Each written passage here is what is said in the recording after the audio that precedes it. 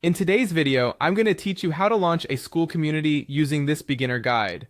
So if you're ready to dive into creating your own vibrant online space, let's get started. First, you'll need to head over to Skool. The easiest way to do this is by opening your favorite web browser and running a quick search for Skool on Google. Once you've done this, you'll see a list of search results. Look for Skool's official website, which should appear as the first result. Go ahead and click on that link to navigate to Skool's discovery page. Once you're on the Skool website, the next step is to log in with your account. Simply click the login button and use your existing credentials to access your account. Now, if you haven't already created a Skool account, there should be an option for you to sign up instead.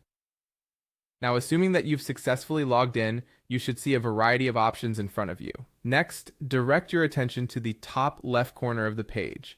You'll notice two arrows pointing to the left, which is Skool's way of letting you know there are more options hidden there. Click on those arrows and you'll reveal additional drop-down options on the menu.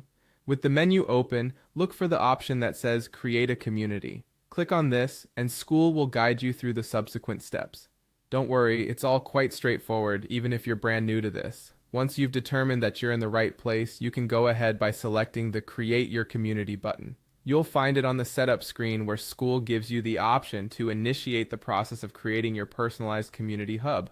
After clicking on that button, you'll have the choice to try for free. We recommend selecting this option to get started without any financial commitments. Remember, it's a free trial, perfect for those testing the waters. Now, it's time to give your community a unique identity. Type in the name you've thought of, envision your community's focus or purpose, and choose something that reflects that. A memorable name can attract the right audience who resonates with what you're offering.